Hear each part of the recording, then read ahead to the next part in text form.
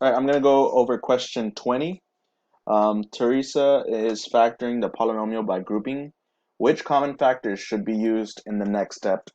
In the next step of factoring. All right. So we have 10x cubed plus 3x squared minus 20x minus 6. And then 10x cubed, they grouped it with the 10x cubed and the 3x squared. That's one group. And this group, the negative 20x minus 6.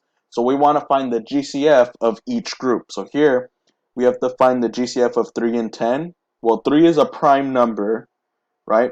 So I can only divide it by 1 or itself, which is 3. But 10, I can't divide 10 by 3 because I'm going to get a decimal. So the GCF is only going to be a variable. And now when it comes to variables, you always choose, first you have to make sure that the variable is in both, which it is, right? The x and the x. But then we choose the one with the smallest exponent. This exponent is 3, this exponent is 2. So we're going to factor out an x squared for both. Okay, so that's what we're factoring out x squared for here. Okay, now if you look at the answer choices, I'm not worried about what the answer is. I just want to know what I'm factoring out.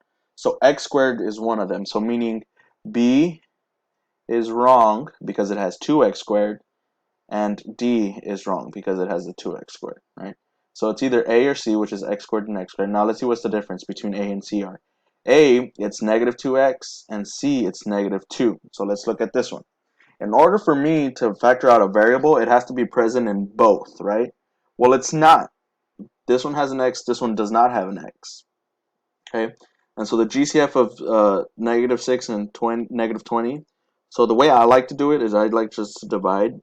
So first I divide by a prime number, which is 2. 20 divided by 2 is 10. 6 divided by 2 is 3. Again, 10 and 3 I cannot go anymore, so whatever is here is your GCF. So if I divide by 2, and since they're both negative, I'm actually going to divide by a negative 2, making this minus 2. Okay, so my two factors are x squared and negative 2, which would be C.